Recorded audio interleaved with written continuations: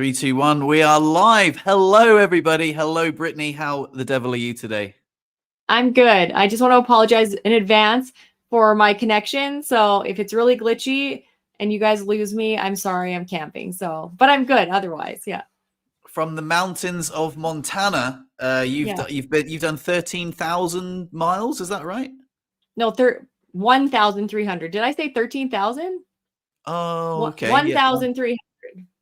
So, okay, cool. Still a lot. Yeah. And how's it gone? Because last episode you were saying about the trailer, making it wheelchair accessible, etc. Yeah. Tell me about your trip. What's the highlights, lowlights, adventures? Oh dear, this is the problem that we were on about with Brittney's poor connection because she's in the woods. Hopefully she'll come back soon. This is the problem with live TV. I'm just going to fill in the negative space and hopefully she comes. Oh, there you go. You're back in the room. I'm back. Oh my God. Sorry.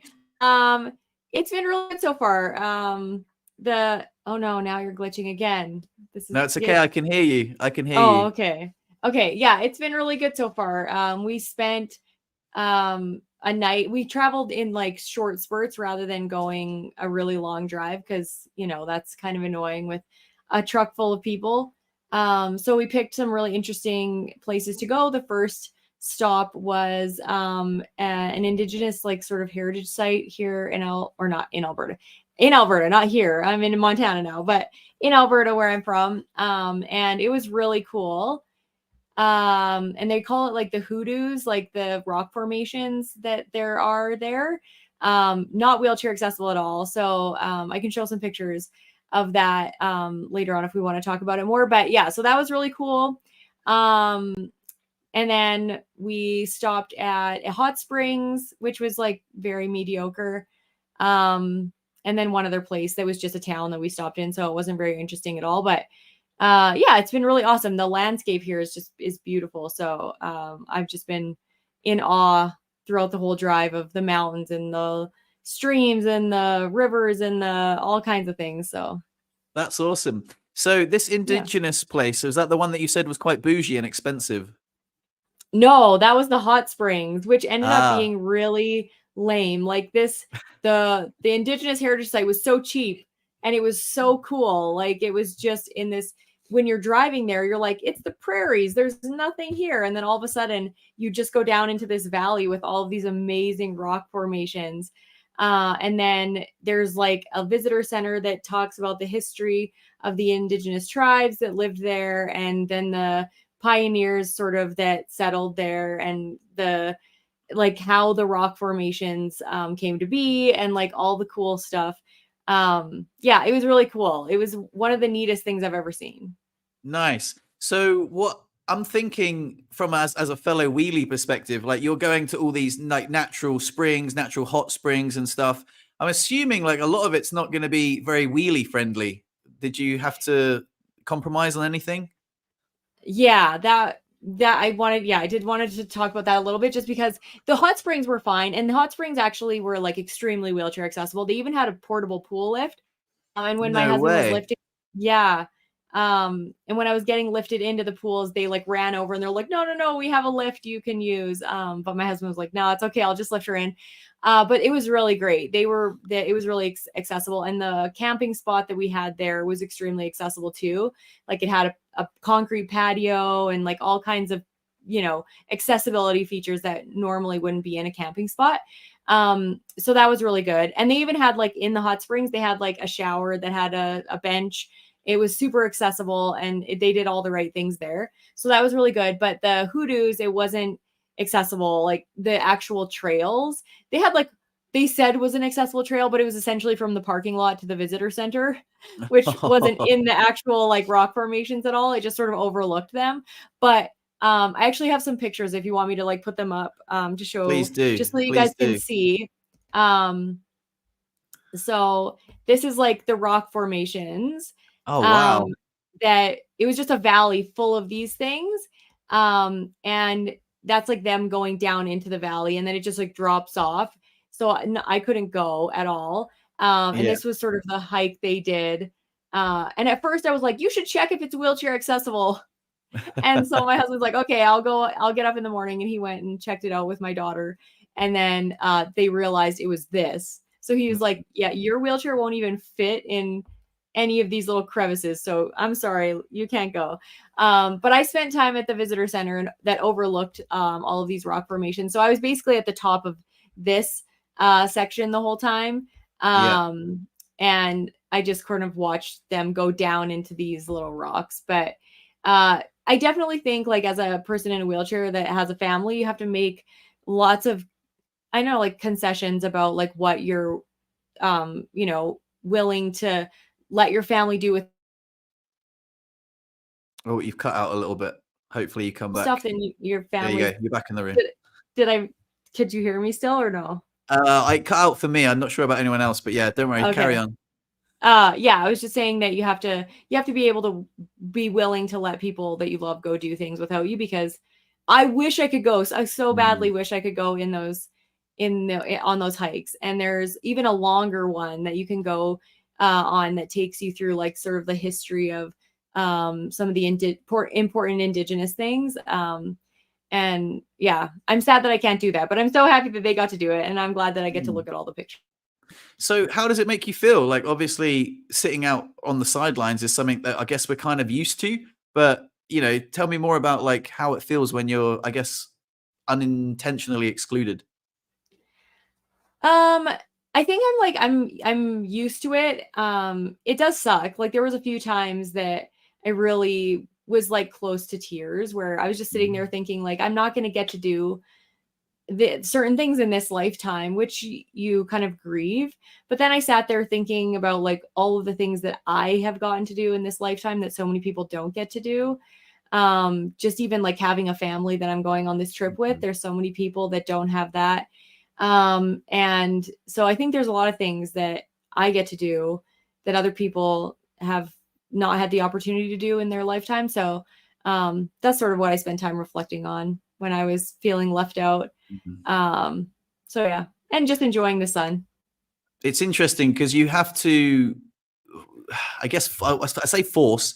I guess maintain is probably a better word. Like maintain an attitude of gratitude. Like you got to remember what you're grateful for. Like remember all the, you might not be able to do some things, but there are a lot of benefits from having a disability, and it's important to remember that, and again maintain that attitude, because it can be a bummer. I can imagine it can be such an absolute bummer, but you've got to, like, Brian Kinney puts a post on Facebook recently of his daughter and his wife walking out into the sand on the beach, and he was like, you know what, it sucks that I can't be there walking them with them, but guess what, I could take this cool picture. And he's like, it's one of the best pictures I've ever taken, and if I was there with them, we wouldn't have got this like cool snap. And it was just an impressive attitude to have, and it kind of sucks that I guess you have to maintain that sometimes, but it helps. It's a really helpful attitude to have. Yeah, I think you have to have that attitude. And lately, I've actually been reflecting more on what you said about being a really good cheerleader. And I was thinking about how important spectators are in our world. And there would be no professional sports without spectators. And they're really the cheerleaders. Like they're the ones that make the games fun for the professional athletes, for even not like amateur, even just for like school sports. Like it's not.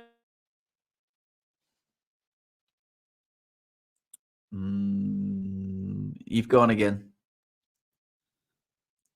at least for me. Hello. Hi. Oh, okay, go on, carry on. Yeah, I was just saying that it's so important to have really good spectators. So I just feel like I can be a good spectator. Yeah, I think that's important as well. Like when I went to the trampoline park, I knew in advance that I couldn't do it, and I was like, I can be a cheerleader. Like it's part of it's Andy's birthday, it's a friend's birthday. I can I'm not going to bum everyone out. Like I'm turning up to be that fun guy on the side, and so yeah, it's interesting. I think you've got to maintain that attitude, like have realistic expectations. If you go to a place like that, they're not really going to make that ultra accessible, and if they did, they'd probably ruin the aesthetic of it. Yeah, I think there's like something to be said about just nature in general and how inaccessible the most beautiful places are, and you really, without ruining the, you know, pristine nature of it, you can't make it accessible. Like sometimes it just wrecks it, Mhm. to sort of industrialize it so that we can get around. Yeah. Did you see my latest video of the camping adventure I went on last week? I did not. No. Oh dear. It was only like Yeah, six tell me minutes about long. it.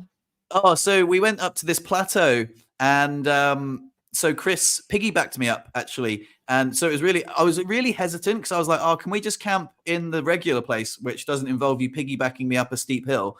But she did, and you know it was great. So I had a friend there as well who was like able-bodied, but we made we made like a lovely little video. It was a great camping trip, and to be honest, this little plateau was so beautiful. We got to see a beautiful sunset. We got to see lots of shooting stars. We had a fire. Then our friends left, and we camped for the night, and it was just a beautiful experience. And then in the morning, she piggybacked me down and sat me in the van and went back and got my wheelchair. And it was just really nice to have that sort of, I don't know, I guess just a partner who is so handy, you know, like with, you know, like to have also learnt that skill and trained for that, to be able to lift me and to take me places that aren't accessible normally. It's just awesome. And that was so cool. I've never been up there before. And it was just the most beautiful, wonderful camping trip. And then I made a lovely, wholesome video.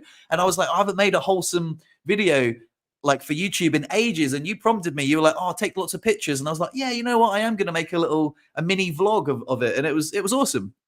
That's really cool. Yeah, I think there's like so much value in just showing the little things that you do, even though sometimes it's annoying to do it while you're enjoying the experience. There's so much value in showing people, especially like those cool things like her piggybacking you and going to a place that's, you know, not technically wheelchair accessible, but still making it work. But yeah, if we didn't have people that could lift us around, life would be much harder. It reminds me of a video that I've watched a number of times of a guy that his brother had, I think it's cerebral palsy, but in a wheelchair, and obviously can't run an Ironman, but he wanted to run an Ironman. And if you don't know what an Ironman is, it's like a huge, like kind of like a triathlon, but there's like swimming, biking, like all kinds of stuff. And so he like took his brother in his wheelchair and he like dragged him in a dinghy in the swimming part. And the people that make certain things possible for people in wheelchairs or people with disabilities that would never be possible without able-bodied people who you know, have the heart to help people like us in ways that we would never be able to help ourselves, is just a cool thing. And it's amazing to think how many able-bodied people have made what's possible now in today's times with all the technology and stuff, like how many able-bodied people it took to get to where we are. And yeah, I'm just so grateful for all of them. Yeah, yeah, it's pretty cool for sure. I had a great time on that trip. I have to share another little anecdote with you because you didn't see the video, but there was some people that turned up at like 2 o'clock in the morning, and they started like playing loud music, and they were like obviously drinking and stuff. And I was like, man, like I'm gonna tell them to shut up. And Chris was quite reluctant, but I was like, oi, put on my dad voice, you know, and I was like, oi, keep it down. And they were like, sorry, is the music too loud? I was like, yeah, and I can hear every word you're saying. And they're like, all right, we'll keep quiet. And it was really nice. I felt like when you're in a wheelchair, I guess you lose that ability to be that alpha male protector. But I kind of could tell that they were with women. They weren't like dickheads. Like they were just drunk. They didn't realize how loud they were being. So basically, I just communicated from the tent. They didn't know that I was in a wheelchair. They didn't know that I was like a vulnerable guy, but they also didn't sound like the sort of people that were going to come up and be like, who the fuck you think you're talking to? So yeah, I just kind of like gave them that a bit of a stern telling off, and it felt really good. It felt really good to like, even though I'm in a wheelchair, I could still, you know, tell people, hey, shut up, we're camping up here. It's quiet and Yeah. peaceful. And bless them, they did. They turned the music down, and they were still quite loud, but like way less loud. And I was like, yeah, Yeah. cool. Like, Well, and like you can, it's there's a level of loudness that's tolerable when you're camping because you're like, you know, people want to have fun and stuff. But if it's like 2, 3 in the morning and people are just like, you know, inconsiderately loud, then you're yeah. like, okay, yeah, tone it down, people. Well, we were in a very, very isolated place, and they rocked up in 2 vans and started playing Oh, music. And I was like, oh, come on. They were shining their torch on the tent, so they could see that like we were camping, and they could see our vehicle as well. But in the end, I was like, if I don't say anything, they probably just don't know they're being that loud. And Yeah. yeah. Well, I So think that's yeah, part of, like, if you don't say anything, people don't know that they're being annoying, right? yeah. Yeah. Yeah, exactly. And like they were drinking, and yeah, it was fine. Like I say, it's not like private property. You have the right to be there, but also shut up. Yeah. I always wonder about that as like a male, if you feel less safe in a wheelchair, because as a female, sometimes I do, in certain situations, but yeah, do you feel less safe just in general as a wheelchair user than you did before? Because you lived a lot of years as an able-bodied man. Yeah, I guess that's a really interesting question. If anything, I kind of feel safer because if it's going to kick off, I really think you've got to be a really special type of dickhead to beat up the wheelchair guy, Yeah. So I kind of like get excluded or even protected. You get like men being like, "Oh, hey, like we'll protect you." And yeah, I don't know. I think again, and I don't live in a rough area, man. I live in a really beautiful rural town with just all nice people, really. So I think if I was in I tell you what, I did actually when I was in Bucharest.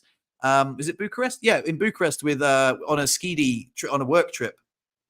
It was a work holiday, and I said I was wheeling around everywhere with the crew, and I was pushing myself normally. And then they were like in this nightclub, and I don't drink. And I was like, you know what, guys, I'm going to go home. But don't worry, I know the way back to the hotel. It'll be fine. And I was pushing up this hill, and it was a cobbly one. So I was wheeling up, and this kind of dodgy bloke came over, like dodgy looking, fair enough. He probably had noble intentions. He was like, hey, let me give you a hand, but like in Romanian. And I was like, no, it's cool. I don't need a hand. But like, I'm not offended or anything. I just genuinely am very independent. I just don't need your help. And he got really offended, like as if like, what, like, what are you talking about? You obviously need a hand. And I was like trying to communicate in English. I was like, hey, I'm good. Like, just leave me alone. And I remember thinking, oh shit, I do feel unsafe. I feel very vulnerable. Like I am ripe for robbing, or if you wanted to. Yeah. Again, Bucharest is fairly safe, but it's kind of like when you're in the middle of a touristy area and they're like, oh, come to my bar, there are like dodgy bits. And I was in this sort of dimly lit area going up a steep hill, and I remember thinking, yeah, shit, I am vulnerable. Like people don't look at you the same when you're in a crowd of people and you're walking with a wheelchair. Even just wheeling through the other bits, people were like, fucking hell, what's the wheelchair doing? What's this guy doing on his own? It was really wildly different. And that was something that I hadn't anticipated, and it was really odd. So that's a great question. Yeah, it's interesting because a lot of the times, like you say, I do feel safer, but in certain situations, I feel very vulnerable. But circling back to where you live, it's funny because I'd never really Googled it before. And then I Googled it last time because you were talking about it. And it literally is like is it so hilly there? Because I'm like, you live in the mountains. Yeah. Oh, 100%. Yeah. I pretty much drive everywhere. Yeah. Like it's wildly wheelchair inaccessible. Like, there's loads of places that I can't go. It's weird because people say, why do you still live here? I'm like, well, because I kind of look at it as like a little utopia. Like I'm from the UK, and there's a lot of things going on in the UK at the moment. There's lots of reasons why I wouldn't want to live there. Yeah. And I just, there's loads of places in the world. If you look at the news, and, I'm not saying the news is a reflection of how the world truly is. It's a reflection of all the negative bits of the world amplified and magnified for your viewing pleasure. But I wouldn't want to live anywhere else. It's just a beautiful town. There's a lovely little community here, and it's just beautiful. It's lovely. It's seasonal. You get people coming from summer, you get people coming for winter, and then it's very quiet in the interseason.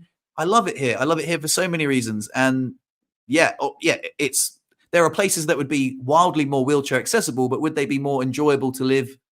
Possibly. I mean, I don't know. Like, again, I'm not fluent in French. I speak French really well, but like it would help my cause if I guess I was more confident. But yeah, it's just, I don't know. I like it here. Chris is here. It's our little bubble. We love it. So yeah. Yeah. I was just curious about that because when I looked at all the pictures, I was like, how does he even get around? It looks so beautiful, like amazingly beautiful. But I was just like, you go outside your door and it's like straight down. Yeah, I mean, like, yeah, Yeah. like I say, but there's roads. I drive places. Like again, I don't really. I can cycle to the lake. The lake. I can get in the lake. To be totally honest, man. Again, this comes back to like me being a bit of a homebody and like not actually venturing out that much. Like the whole place used to be my place. When it snowed, I've used this analogy a lot, so I'm a little bit tired of it. But if you haven't heard it before, what used to be my playground becomes my prison. Like when it snowed loads, a powder day, that means you can go anywhere. But like when it's a powder day, it means I can't even get past my front door. I have to shovel my way out, and it's hard for me to get to my car. So yeah, it's hard where the place used to be so much more accessible for me. But at the end of the day, I like it here. I like the community. It's kind of removed from the busyness of the rest of the world, and there are a lot of reasons why I like living here. But it's not. I'm not here for the accessibility. Yeah, no, exactly. Yeah, I totally agree. If you find a place where the people are good, we have my neighborhood is like that, and a couple of times we have thought to move to a different house, but my neighbors are amazing, and I'm just like, I don't care. I'll stay in the house even though it's not very accessible to me because I love the community and my like neighborhood. So I totally get your sentiment. You'll just put up with the things that maybe are a little bit annoying to take the things that that fill your soul. Yeah. In fact, on that note, like there's been conversations I've had recently about remember I said a couple of weeks ago that I felt like a bit of a Billy No Mates. Like if it wasn't for my girlfriend and my poker night every Friday, I don't think I have friends that I can hang out with apart from my closest friends and my remote friends like Mickey and Benji who are really great friends, but we only ever speak on the phone and exchange like voice notes. They're deep, wonderful connections, but they're not real life friends. And I've been having these conversations recently, and they've resonated with more people than I thought. Like I was down the lake the other day, and we were having a barbecue with my friend Ali, and I said, oh, sometimes I feel guilty when it's so sunny. I should go out, but when I go out, it's so bloody hot. I'm like, Jesus, I want to go back inside. And she was like, oh my God, I feel the same way. And then I said, the only person I really hang out with is my girlfriend, and like, my friends, I wish I had more friends. And she was like, oh my God, I feel that way too. Apart from like, I just broke up with my boyfriend, so now I don't hang out with anyone. Then I was like, oh no, that's really sad.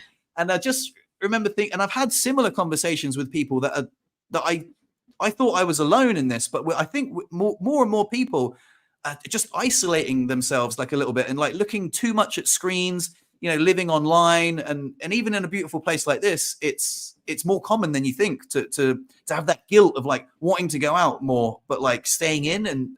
And I found it shocking that it resonated with so many other people. There's like almost like a loneliness epidemic, and I didn't think it was like here. I thought it was elsewhere, but it's ubiquitous. Yeah, and I think social media is making it worse because I think it gives people the illusion that they have connections with people, but they really don't have any true, like solid connections that, are deep and meaningful. And I think that those are the ones that allow you to feel that love and, like community and stuff. And I think it's missing in social media. And I think people are spending so much time on it that they're wasting the life. They're watching other people live their lives instead of living their own kind of thing. Including me. I'm just as bad, but it's 100%. Awful. And that's the thing. Like when I say to people like, oh, I was, I got carried away watching some YouTube, and like, and to be totally honest, I have to be honest, when I'm watching YouTube, because like I went down this rabbit hole recently. I won't go into detail, but I was watching like long form conversations, like this podcast rabbit hole. And I was like really enthralled. It really captivated me. And I remember thinking, I'm not having a shit time here. Like I'm actually really quite enjoying this YouTube experience. It's really quite captivating. Like I was thrilled to be learning all this new stuff about something that I had previously had a completely different opinion on. And I remember thinking, oh wow, this is really eye-opening. But it's also not massively nourishing when you're like, oh shit, I've spent 7 hours on YouTube today, like, and I haven't really spoken to anyone else, but like I was having a good time. But like you know what I mean? Like it feels like in the moment you're having a good time, but it doesn't feel nourishing when you put the phone down and you're like, whew, you know? I think I honestly think it's like similar to drugs, and drinking and stuff. Like it feels so fun in the moment. Like of course it does.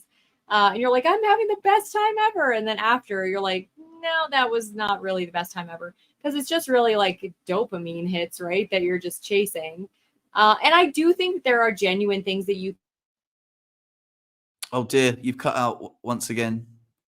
That's all right, everyone. Wait, hold tight. She'll be back. I'll fill in the negative space. I'm here. And you're back in the room. And I'm back. Yeah. I've met some amazing people through social media that I have genuine connections with.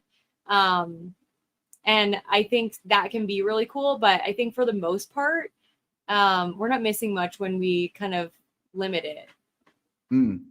Oh, I agree 100%. And yeah, I want more.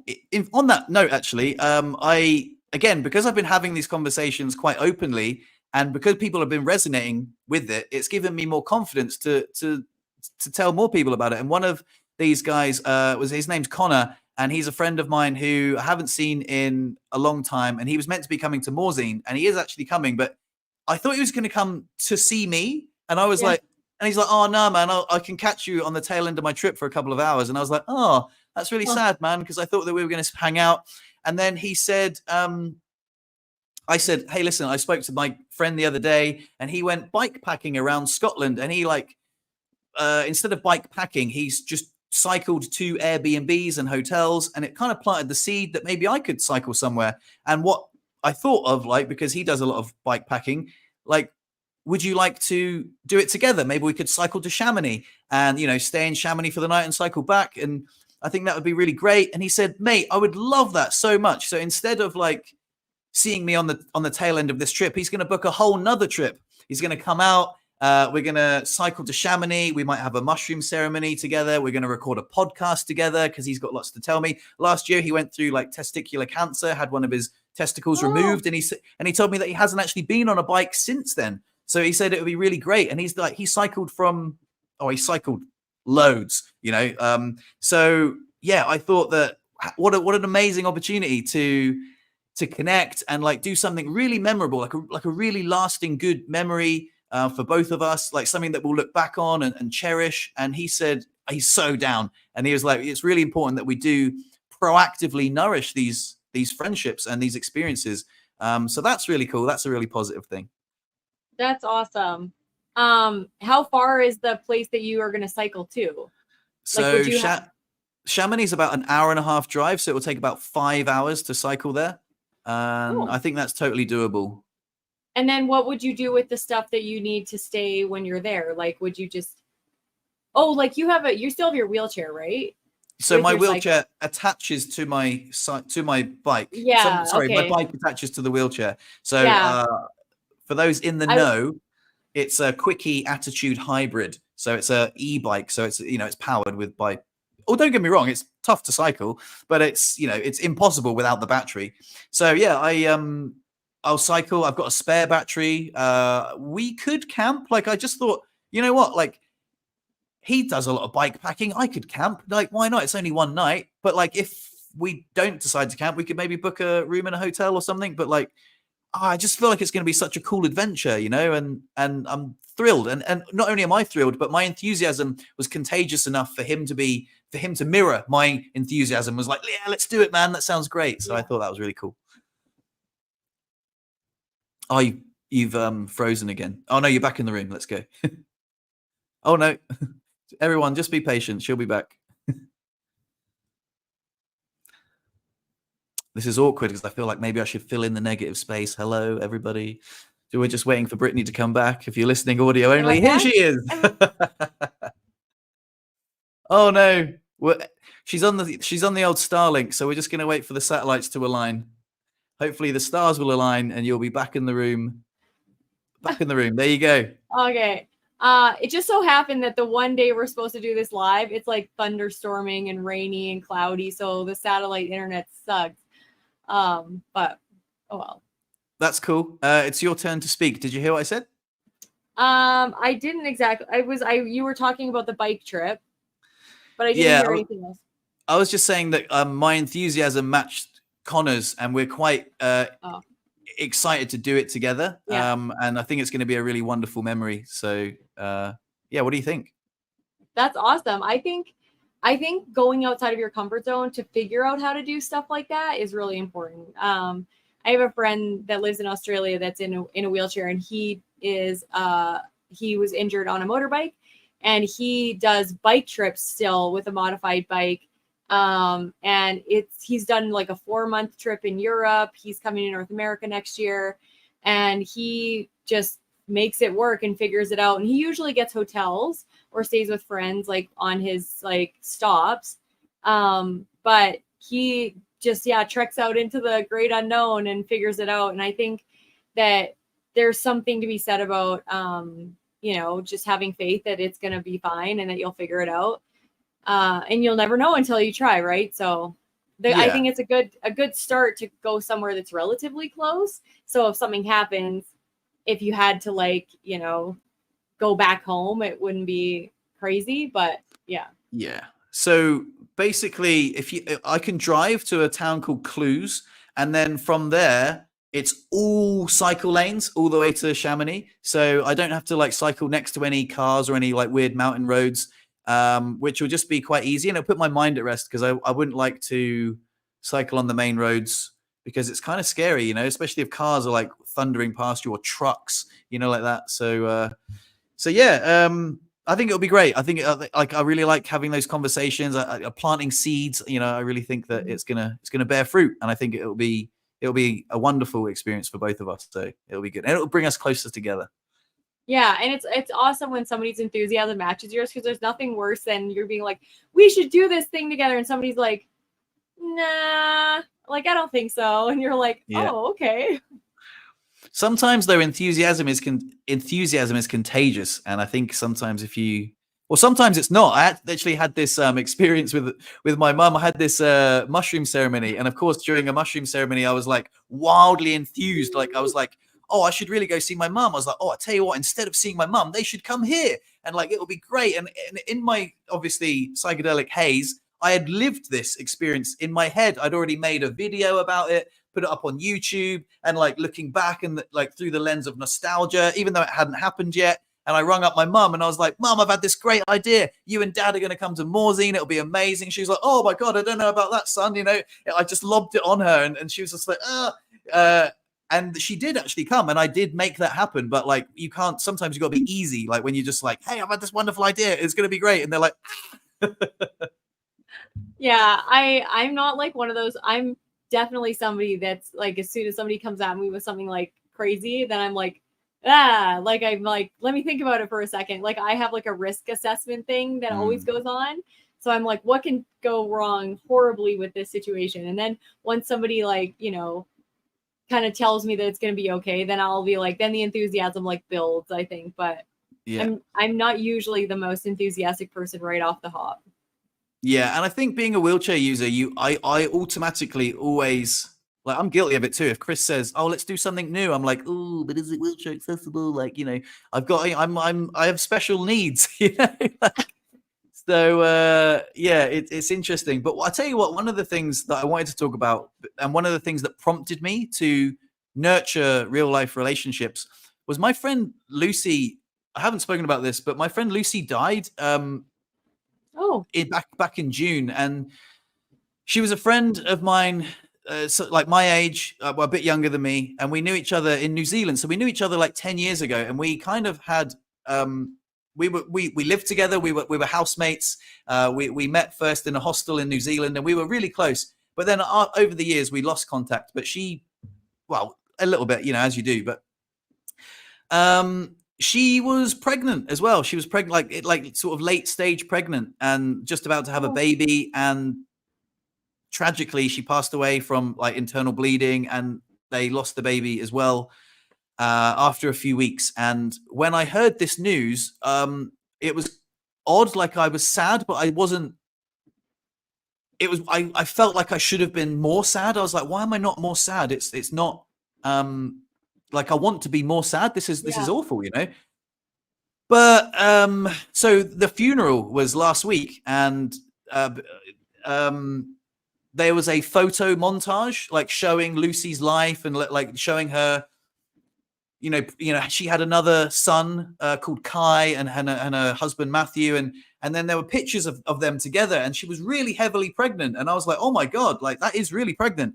And then the next one was her sort of looking out into the clouds and then like snowboarding, and I guess it was meant to symbolize that she's now in heaven and she's in, and then there was pictures of the baby, and I thought, like, in my head I was like, if you lose a baby when you're pregnant, it doesn't look like a real baby, but it was like a real baby, and I was like, oh my god, man, like. And then there was pictures of Matt and the baby, and it was really sad, and I wept so much, I cried my eyes out. And I remember thinking during the funeral, in one of the speeches, it was saying, take care of your friends. Lucy was really good at keeping in touch with people, and you never know what life. Life is really fragile, and we spoke about this the week before. Like life is incredibly fragile, and it just prompted me to be like, holy shit, like I need to make the most of my time here, because you never know when something could just happen. The other day we were driving, and some absolute knobhead swerved into our lane, and then he swerved back, and when I looked, he was looking at his phone, and I was like, oh my god, you never know when like anything.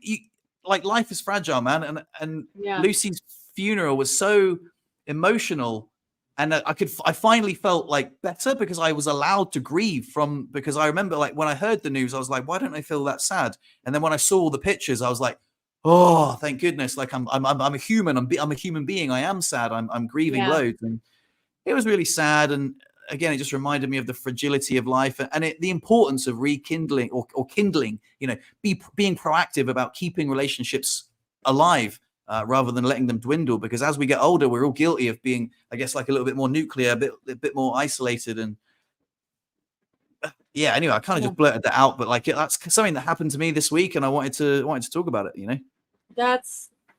It's sad. That's really sad. Can you repeat how she passed away? Because you cut out there for a second.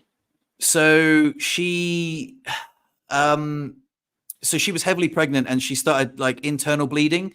And then she just passed away, and Matt, her husband, came home to just find her, and which would have been incredibly hard. And then obviously they had to like emergency deliver the baby, but it was starved of oxygen, so it was basically stillborn. No, it lived for 4 weeks. So like, oh no, that's I know, awful. Yeah, that totally is one of those things that, like, you never know when something's gonna happen. Like, you just can't ever really predict, which is, that's the same thing with like disability. You never know when your life can change in an instant. You never know when your life is going to end. And it also is like one of those things, like I recently have been like watching so many like reels or TikToks with people talking about how nothing ever really matters because life is so fleeting anyway. So you shouldn't be afraid or, stress about the things that. Yeah. You've just cut out again. Section. Oh, it's okay. Yeah, come on, carry on. Like it's just, it all really is meaningless. And I think that's like, it actually helps me. I don't know if that helps you. Like, I don't know, like whether it's helpful to find a ton of meaning in life or just, none of it's it's all meaningless. So then, then you really do not like totally throw caution to the wind, but you live more fully, right? I mean, it's weird. I struggle with this as well because just seeing how my parents are at the moment, like, I think I touched on this in another podcast, but my mum's suffering from early stage dementia, and they have a difficult time dealing with it. Like no one's well equipped to deal with that. No. Whether it be the person who's suffering with it or the partner of the person who's suffering with it. And I'm like, however well you live your life, what a cruel hand to be dealt right at the end. To be slowly, forgetful and. So I'm like, what is the point? But at the same time, life's beautiful, life's amazing. Make the most of it because, it's a weird juxtaposition of nothing means anything, but like absolutely everything Everything means does. everything. Yeah. Yep. You like that, savor the beautiful moments that you have with your loved ones because they're so fleeting and fragile and temporary. But at the same Yeah. time, nothing ever matters because, yeah, And- I struggle with it. yeah, we've just like confused everybody. It's like flowing. Yeah. And when you like really look at like driving through nature was another thing for me too. That like when you look at the things that just happen naturally without any external control whatsoever, and it's just random shit. And look what like look at the world, like look at the world we live in, the beautiful landscape and like the biodiversity and all the miracles that we could never even comprehend. It's just like makes me think that like there's stuff that like I have no control over. So just enjoy the present moment because like there really is no control. It's just an illusion, and we're just sort of like living within this bigger cosmos of random shit that occasionally makes beautiful things and occasionally makes horrible disasters. So and we're just somewhere in between. Do you think that your outlook has changed since your accident? I know that you're injured at like a very young and impressionable age, but like living with a disability, do you think that it changes your outlook at all? I don't know whether it changes it. I definitely think like I'm stuck in the middle of that like beautiful disaster thing where a lot of my life is very challenging and frustrating, and then I have this perspective of gratitude that allows me to appreciate such small things that I think a lot of people don't get the opportunity to do. So it's like that juxtaposition that we're just talking about, where it's like super frustrating, but also like you have like this like view of the world that I think is just pure joy at times. So I don't know whether it changed my outlook because I don't really remember what my outlook was before. I think I was selfish. I was 13, so I thought I was like the best at everything and the prettiest, and like I just was like one of those people that had like extreme confidence. So I think I was like selfish. I don't know, but that's what my memories are. Yeah, I think because I was like a fully formed adult when I had my accident, I had already had my worldview was, I guess, more set. And when I got it, I think it's interesting. I had this moment where because I had my abilities taken away from me, and I felt like I was a cool kid, for example, and I guess when you're laying there naked in the bed and you don't have like your cool clothes or your snowboard ability or your ability to ride a bike or the place that you work, those things that you attach to your identity, you feel very exposed and you're like, oh shit, who am I? Who am I? Because I'm not the guy I thought I was and I can't do the things that I thought made me me. So who am I? So it kind of did give me a huge different perspective on life. And I think starting a gratitude practice really helped me not take life for granted anymore, or at least cultivate an attitude of appreciation for the smaller things, which I'm really, really grateful for. Because as much as I was like a nice guy before my accident, I definitely did take things for granted more often. The amount of times I would be able-bodied, snowboarding around and complain about the lift lines being too long, the snow being a bit icy, and like I remember thinking, wow, man, you had it all. You had it all. And you didn't realize that you had it all. And now I've got so much less, so I appreciate so much more. So it is an odd position, but I think I'm grateful for it. Yeah. It brings up the thing that like, there's things that you do and there's the person that you are, and the things that you do contribute to the identity and the person that you are, but they aren't the thing that you are. And like the book that I'm reading, the 7 Habits of Highly Effective People, he talks about character a lot, and the person like being a certain person rather than doing certain things. And I think that's what you come into contact with so much more, like more than like you have when you were able-bodied, is when you are in a wheelchair, you have to like look at who you are as a person, rather than the things that you do that contribute to who you are as a person. Because I think a lot of the time we form our identity based on the things that we do, and we don't really know who we actually are.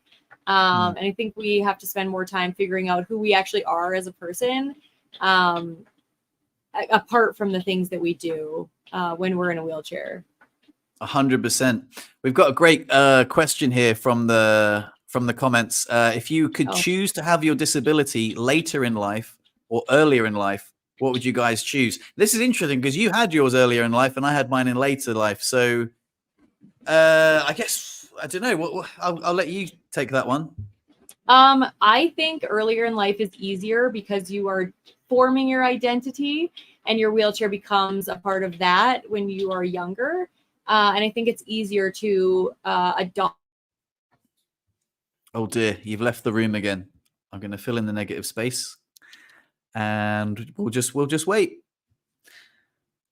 It's a really funny face that you're making there. And did you hear anything I said? No, a little bit. Yeah, just recap. Say it again. Sorry. Okay. I said I think it's easier to be injured younger because you are forming your identity and your wheelchair becomes part of the identity you're forming rather than having a fully formed identity. Then you have to totally form as an adult. That's my take. So my take would be from someone who's had their disability a lot later in life. I was 36. I would say I'm really grateful for all the able-bodied things that I got to do. All the able-bodied things that I got to do before my accident I have a heightened sense of gratitude for that. So if I had my disability earlier on in life, I wouldn't have got to do those things, but I guess I'd be more, I don't know. It's a really good question. I guess we don't get to choose, and we both have the different perspectives. So you say it's easier to you formed your disabled identity earlier on in life, whereas I had a lot of able-bodied experiences that allowed me to form my identity, which got utterly shattered, and then I rebuilt myself. So I think either one is certainly, the struggle makes you stronger, but it's a fantastic question. It's a great thought experiment, but I don't think I would like to be the thing is, if I was disabled earlier on in my life, I would have lost out on many of the able-bodied experiences I wouldn't want to give up on. I never thought about that perspective, like where, being injured younger means that you have less opportunities to take part in the things that you could do with your legs. Yeah, I never thought about it like that. Now you're making me think. Yeah, it was a good question. It was a good question. So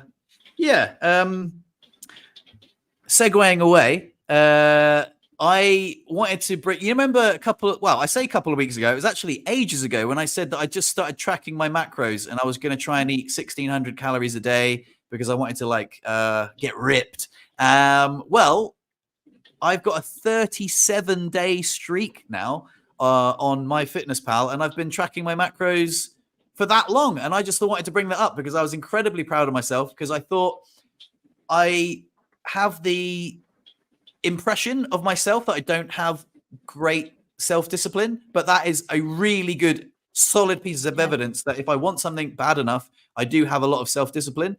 And while I have lost a lot of body fat and I do look more ripped, I definitely thought it was going to happen quicker. I was like, oh, I'll be ripped like next week. But no, it's definitely been slow. But I definitely think that tracking the macros and counting the calories and stuff like that really, really helps. And I'm really proud of myself for sticking to it for so long. And I've just noticed that Brittney is frozen again. So hopefully she heard what I said. Oh, you got to do it again if you're going to photobomb. Oh, Jamie just tried to photobomb and then it cut out. So you didn't get to see my daughter in her avocado snuggie. It's an interesting question. I see that there's a lot of people in the comments saying that they would choose later in life. It's funny that they choose that. My question about your macros though, are you hungry? Like, are you feeling satisfied or are you feeling like hungry? Okay, good question. This is a really good question. If I stick to the meals that I've prepared in advance, absolutely not. If I snack, And oh my God, like if I have a snack and I'm like, oh my God, that's like 400 calories. My chicken and rice and vegetables is only 300. I'm like, shit, like I have to sacrifice a meal now because I had that cake. It really highlights how much snacking like really eats into your daily calorie count. So if I snack, yeah, I'm fucking hungry. If I don't, I'm completely satisfied. So it helps me to notice the high the like what I call expensive snacks, you know? Yeah.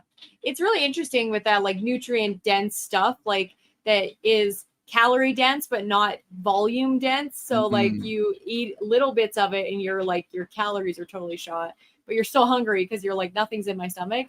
So yeah, I was just curious about that because I was like, sometimes when I count my calories, I'm so full and I can't eat them all. And then sometimes when I pick those expensive snacks, then I'm like starving and I'm like, no, I can't eat more. So it's always an interesting thing, but that is really good. That's like building your file integrity file. Like I said what I'm going to do, or I did what I said I was going to do.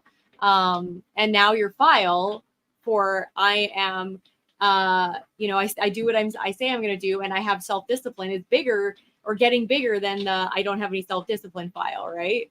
Yeah. 100%. Yeah.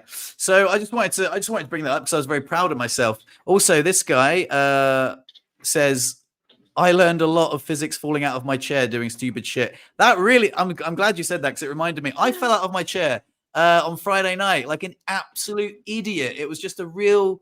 I was at Tony's house where we play poker every week, and when I go up into his patio door, I grab the door frame and pull myself in. But when I go out the door, obviously I wheelie down the step. And I was wheeling and I grabbed the door frame and I just went boom and I slammed down on my back and I was like, ouch, that hurts so much. Sent an absolute shockwave through my body. And I was like, why did I do that? It was just so absent-minded of me. And everyone was like, oh my God, are you all right? And I'm like, oh, I mean, I'll survive, but shit, that really hurt. So yeah, I mean, I'm not immune to doing stupid shit even after like 5.5 years in a wheelchair, just being an absolute absent-minded Wally, just slamming down on the metalwork in my spine, and yeah, it really, really hurt. Yeah, I know. It's always. We're just gonna wait. We're just gonna wait. There you go. Oh no, did I cut out? Okay. Yeah, I was just.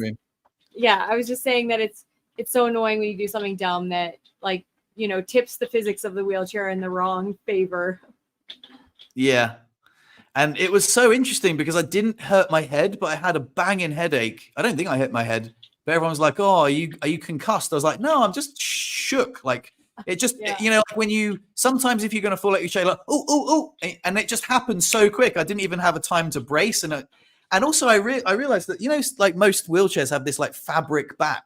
Like it's not very protected, is it? Like you should kind of have some sort of like shell, like those carbon fiber backs that are like quite.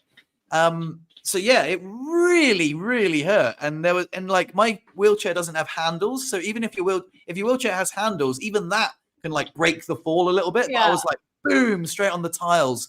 And again, it was the metalwork on my spine that just took the brunt of it, and I was like, oh, ouch. Yeah, it really hurt. That's really not a good thing when you have metal in your back because the screws are.